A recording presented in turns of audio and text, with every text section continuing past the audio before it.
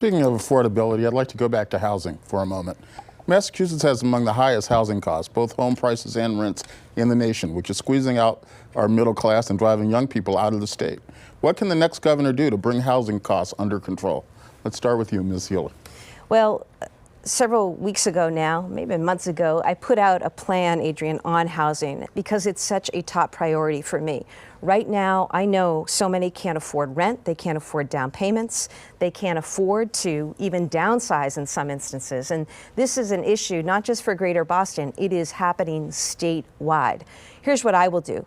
Appoint a Secretary of Housing who's going to be accountable and driving more supply, driving more production. Number two, we need to continue to invest in housing programs. The HDIP program that provides a lot of support, the transit-oriented building that is happening around the state, we need to continue to support. We need to also deal with 40B. We need to enforce 40B, and we need to take on some of the exclusionary zoning practices that have kept certain developments from going forward. But we need housing affordable across a range of income levels right now in the state. It is imperative for our economic health and well-being. It is imperative for our competitiveness. And importantly, I want Massachusetts to be a place where if you're here, you can stay here. That's the goal. Mr. Deal.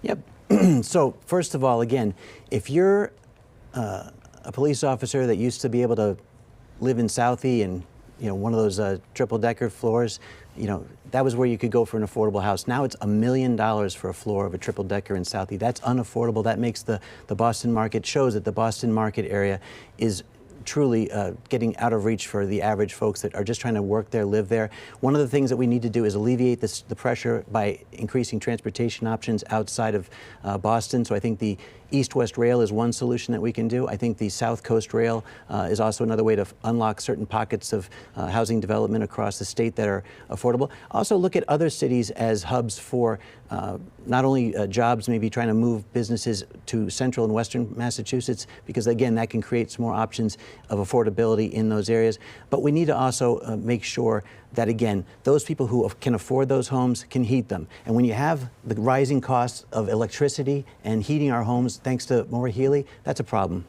Ms. Healey. I think I agree with something my opponent said about the need to work on regional solutions. I've talked about that for a long time because it's important that we have transportation fixed. Obviously, it's imperative to our economy. It's also really important, though, that we recognize that in some places in this state, we need to also provide funds for the rehabilitation, the renovation of existing properties. So it's both new construction and also money for preservation, for rehabilitation and renovation. And, my team, one of the things I did as Attorney General was go into communities, especially gateway cities, and give money to those communities to fix up properties that were dilapidated and blighted, and then get them back on the market, oftentimes for first-time homeowners. I'm proud of my record on housing, and I will be strong on that as governor. Mr. Deal, any response? Just one thing when I was talking to mayors a few weeks ago, I should say, Massachusetts mayors, the mayor of Pittsfield mentioned to me something about also needing to have investments in some of the municipal buildings, like police stations and fire departments. And so there's really no funding formula other than the towns having to raise and appropriate that money.